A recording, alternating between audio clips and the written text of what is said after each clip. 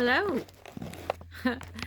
and welcome to week 5. So I've set up like this in an aim to be able to show you what I'm drawing and how I have it set up. So I have a piece of card here. Whoops. Whoa. Oh dear. And another piece of card on a piece of board here. Now I have it all laid high up so that just so I can make it work, so you can see what I'm doing. I don't usually work in this kind of vertical way, so it's going to be a bit of a kind of wing and a prayer, but we'll see how that goes. So I have first of all done a little kind of preparatory sketch, because what I wanted you to be able to see is kind of what I'm aiming for.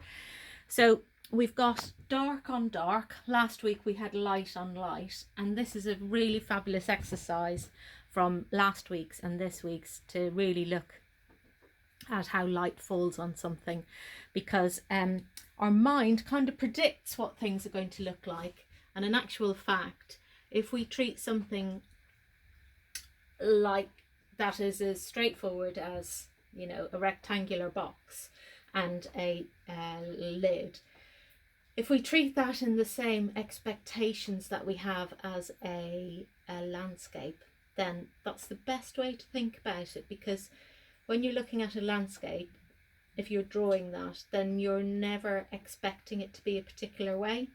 So if you think about this in the same way, that I think is a great help to start with.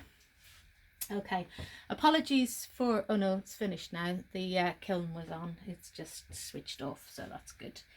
Okay, so just to kind of work a little bit backwards, and I'll show you how I kind of came to this. But on this area here, I've just placed them in a way where I have light coming only from one source.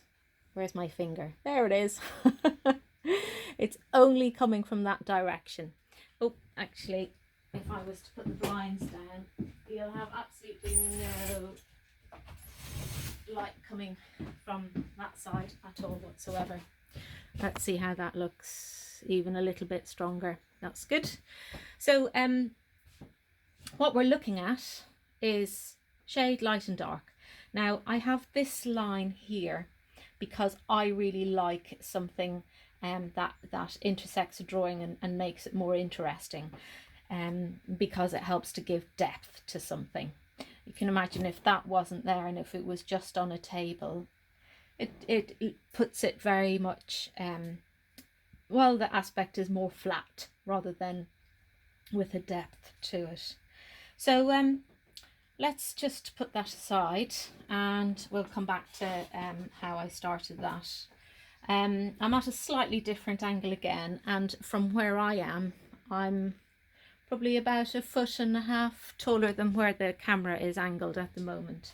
And I'm in a slightly different position than when I drew that one.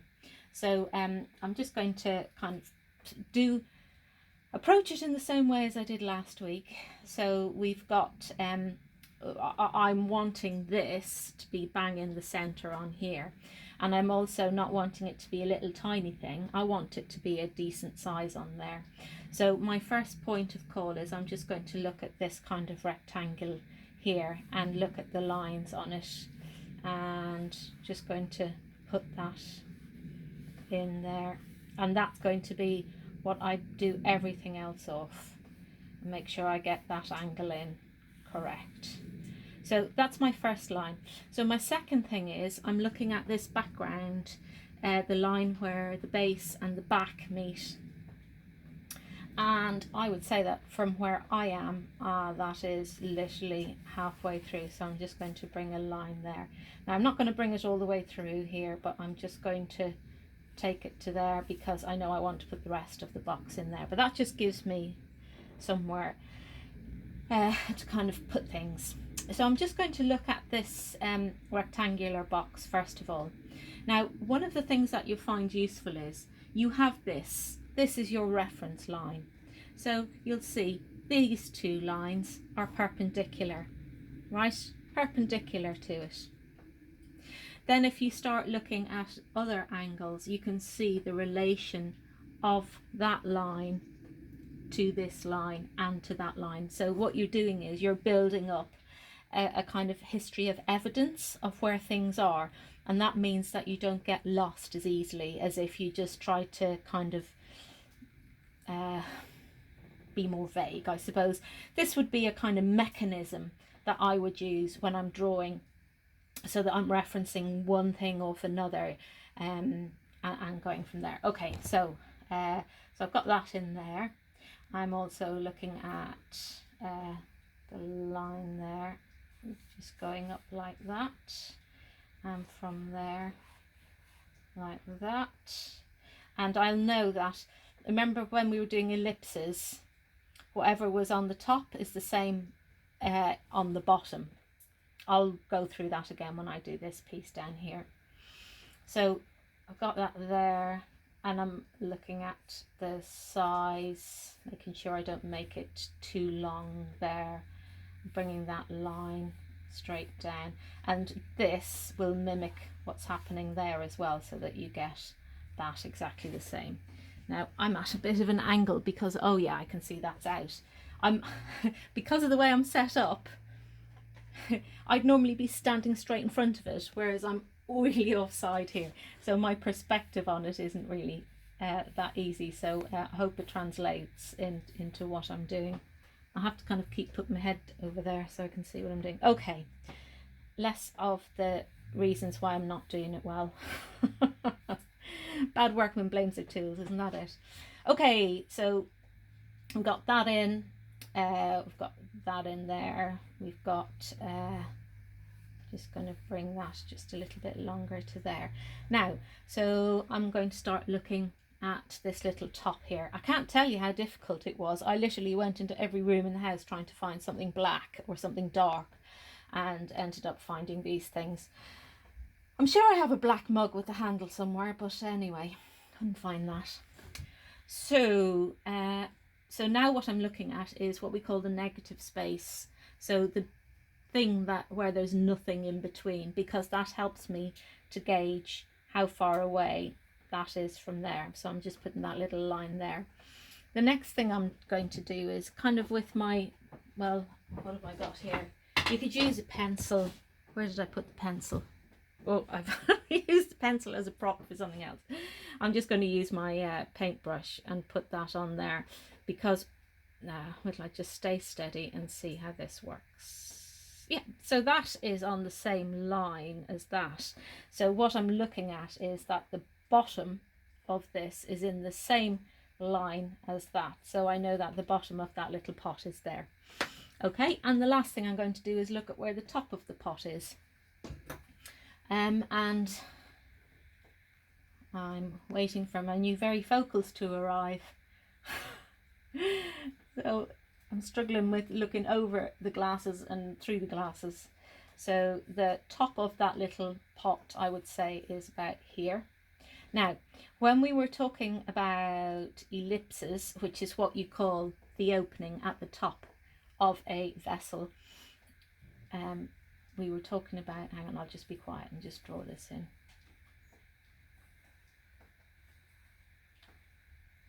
Okay, so we were talking about how you get the top and the bottom the same.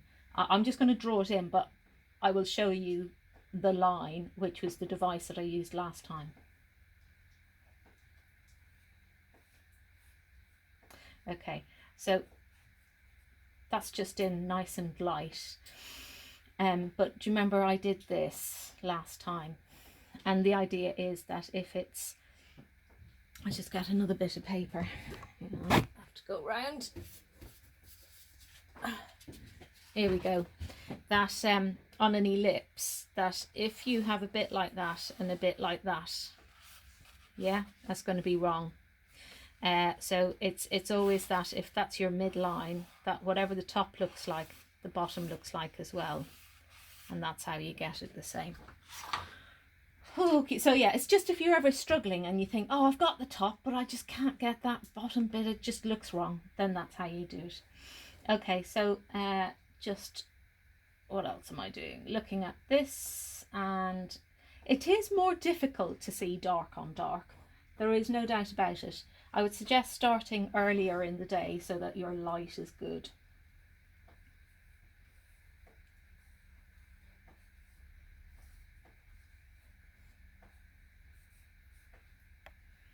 Okay, so I'm expecting that to be rounder.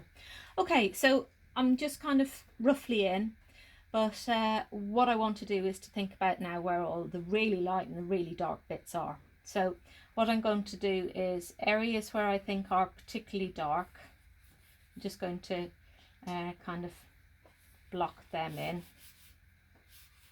can use the side of your charcoal, which is just great to use.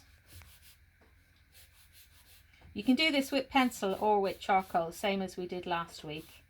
But this week I'm just going to do it with the charcoal. But if you want to use pencil, then please do. So this is the darkest area.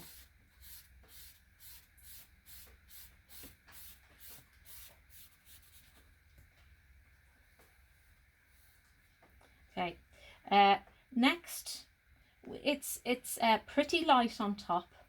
I'm going to just give it really just a small bit of this, and I'm going to use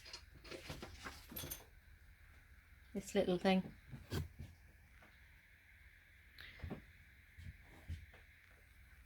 Just going to give it a little bit of, needs a bit more, but I do want to keep that top bit nice and light. So I do have my rubber. If you think about your rubber as your highlighter, that's what you want to do. Okay, so this inside area, what we have, I'm just going to take that nice and strong line across there. What I found as well is I've been using just a paintbrush to get rid of the little rubber marks. That works quite well. If you use your finger, you smudge everything. Okay, so just going to bring that in there, and this is darker than the other side.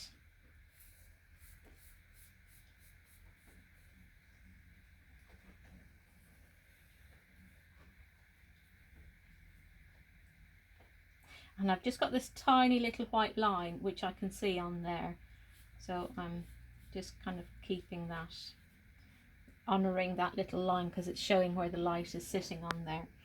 Now here's a little thing that I like to do. So this is kind of all woolly and stuff, but because the shadow there is really soft, what I'm going to do is just dab. Just dab at that, and it just gives it a kind of ghost type of line on there.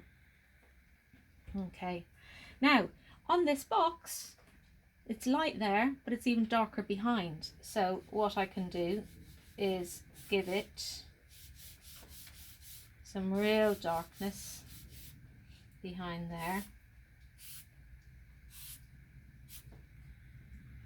and in front of here.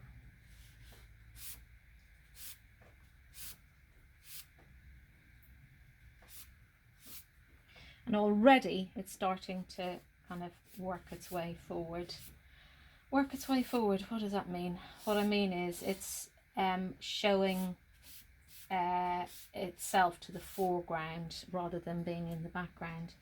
Now the background, again, what you can do is to use this to give it a strong line. I'm just going to check.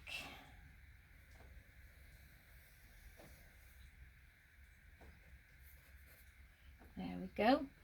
Now you see that top line, what I'm not going to do is I'm not going to make a strong line. I'm just going to take this and make sure that that comes to there. I'm going to make sure that all of this in the background is just soft, and it blends into a softer focus in the background, so that all the harder lines, apart from some, we will have some that are more softly focused, But I'm just going to check that we're recording. Yeah, we are recording. What are we on? 14 minutes. Oh, I wonder if I'll beat my 35 minutes. I'm just going to sharpen that up there. Not that I have to. I'm just going to bring that straight down there, because with the box in particular, there's a lot of it is about sharpness.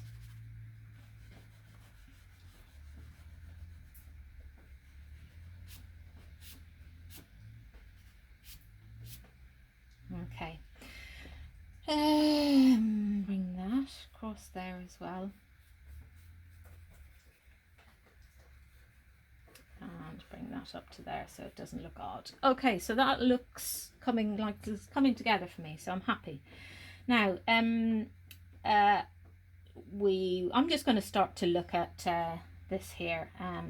One of the things about this one in particular is I'm finding it quite vague and kind of ethereal, so it's difficult to see because it's matte and it's absorbing the light. It's apart from this structure on here, which is really strong and crisp, all of this is just really soft focus on here. So that's what I'm going to try and get in here. So I'm just going for the kind of roundness that's on there, trying to keep that nice light white area that's in the front. Coming into here, got quite a straight bit here. And I'm seeing darker areas just on the inside here. And I'm really crisp underneath and to the sides, but I'm not going to do that yet because I'm going to take this out again. And I'm just going to have that nice softness there.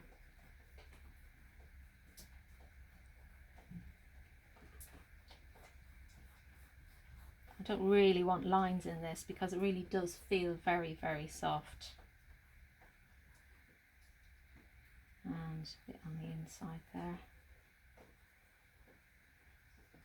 Okay, and I'm coming back again with this. Got a flattish area there. I'm just going to see what I can get with that. That's it. That's nice. So I'm just literally kind of tickling it. If that doesn't sound too weird, I'm just kind of tickling it like that. So it's just kind of bits going on it because I want it to be soft. Okay, and I want this just, there we go. Okay, so before I sharpen it up, I'm thinking, okay, the light. So I'm just going to give a little bit of that there. I do have a really bright white bit. Now, if we were together in a group, what I would do is have a little bit of white chalk for doing highlights. So the rubber is great. Where's my paintbrush? The rubber is great, but in the way that we do really, really, really dark bits, we can also do really, really white bits with a white piece of chalk. But I didn't do that. Anyway, that's something, if you have, use it. Any kind of chalk will do. Chalkboard, chalk, anything. But otherwise, you know, it's not going to look wrong in the way that we're doing it because it just looks quite natural. It's just, it gives it a little bit of a pop anyway if you do use that. Okay, so here I am back to here, and I just want to make sure that this isn't a line, that it is the shadow that's going behind it, and we're all okay there. So now what I'm going to do is, this area here is lighter than that area and that area, so I just need to make sure that this is nice and sharp but doesn't look like a line. So I just want to straighten that up there, which is fine, but I'm just going to soften it. Okay, and now I'm looking at underneath and I'm seeing this strong shadow, and that shadow is coming out like this. It's coming from there, so I'm following that kind of line down with the light. It's going on an angle like that to roughly kind of here. So I'm going to just give this bit of shadow on there. I'm just going to block it in, but I'm also going to do that dabby thing with the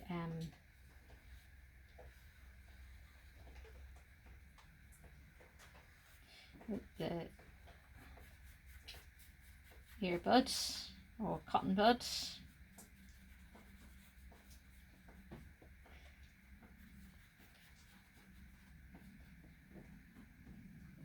And I've got a little bit of shadow there, so I'm going to actually follow that line like that, and that's the underbit bit. Okay, so that it's not just a, well, this one is that side is just a bit more kind of, so you can see it just softens it off without taking too much away from the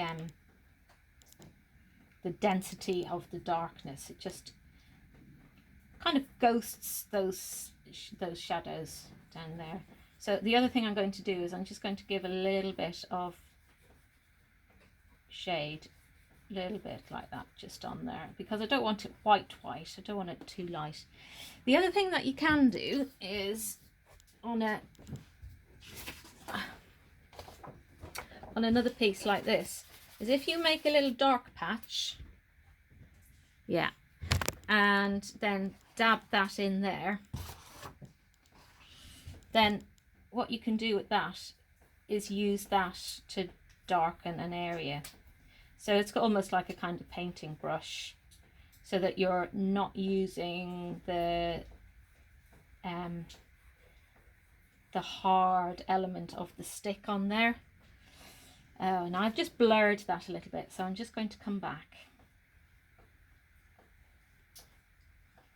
just to give it that, and then I will do a stronger line just up to there and use this again. 1 foot forward, 1 foot back. That's the way it is sometimes.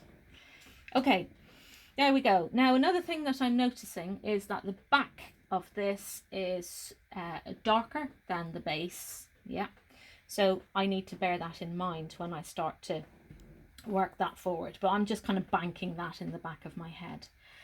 So I'm looking, remember I was looking at this shadow here, so I've got that there, and I can see the rest of that shadow is about there.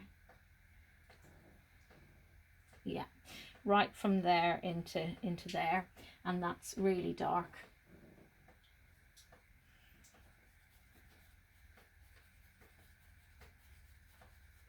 So I'm just blanking that in there.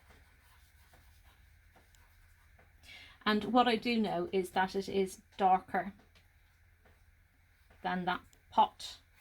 So I can be heavy-handed with that. So we're starting to, I'm just going to look through the lens. Yeah, we're starting to get there. Okay, oh yes, the shadow on this.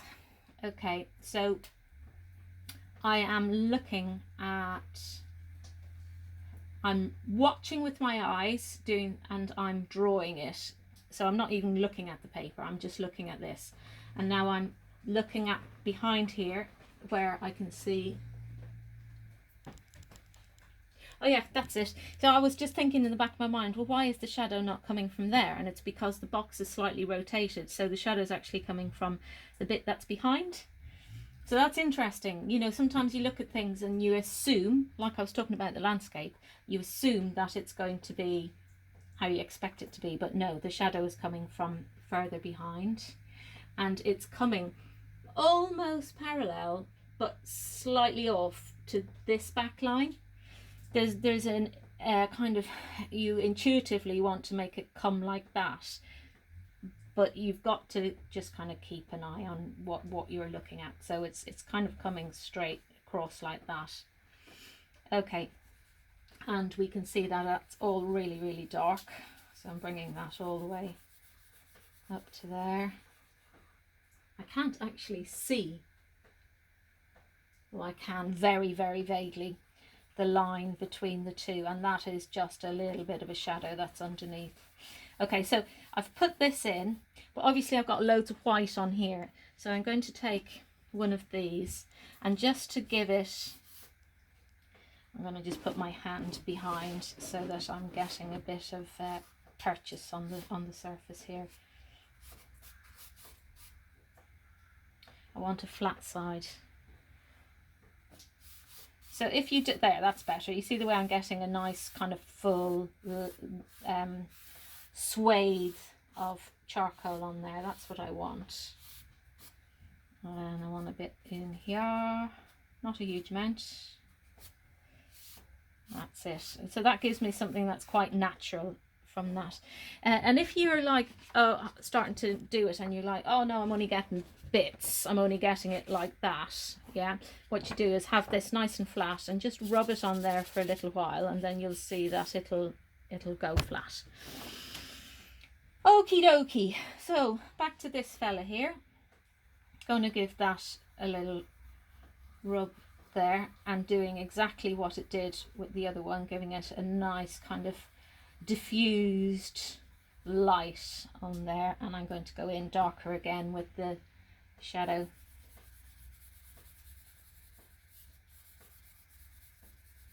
And I'm going to go at it again with this, because it is really quite long, quite big and quite dark on there. Might even take it down a bit actually. Yeah, that's it. It's much more further, honestly. Can't even speak right. That's it. Much better. And just going to give that.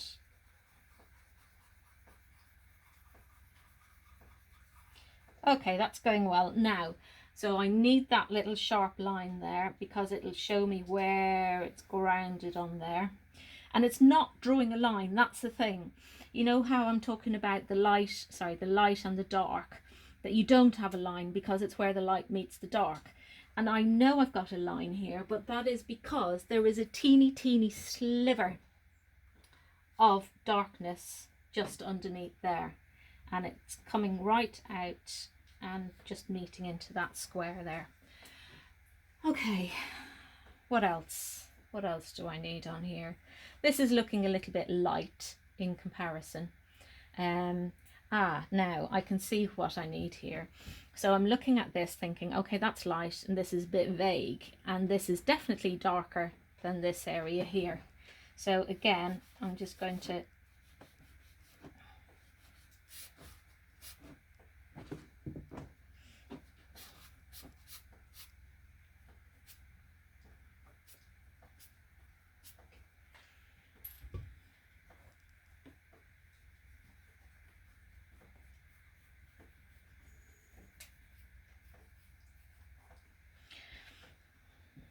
okay. And just something that's striking me at the moment is that we do have a little kind of line where I'm going to use the thinner one because that's a little bit thick, where this is here. And so as it's not a line like I was talking about earlier, I'm just going to soften off the top of that.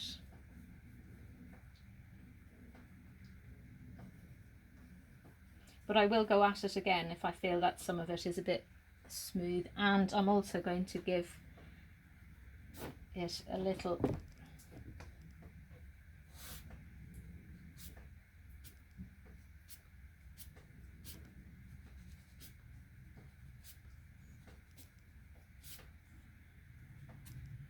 because it is darker than the foreground. So okay, going to soften that off again.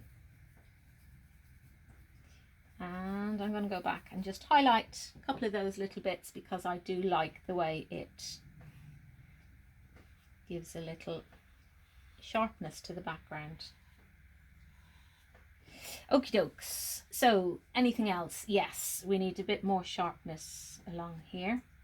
We need a bit more sharpness roughly around there, which helps that kind of there. What I'm going to do is behind here, I'm just going to do that because I feel that there's not enough definition there. So I've rubbed that and I'm just going to come back in with the rubber.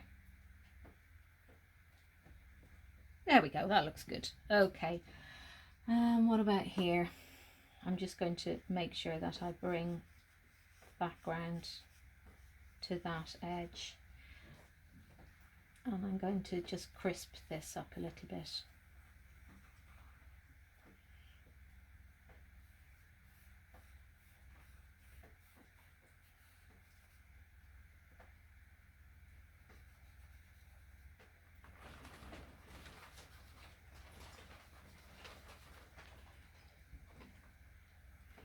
You might be able to hear the rain outside. It's not been the nicest of days here. I'm doing this on Monday. Usually I do it on a Sunday. And it has done nothing but rain all day. Well, I suppose the ground needs it. Okay. Now, I'm not going to go on and on and on and on, but what I would do is, this was, here's one I did earlier. Let's see what I can see behind here. If I do, I know what I do. If I do that and that, I'll just do it to the side. Try and get it both in. Yeah.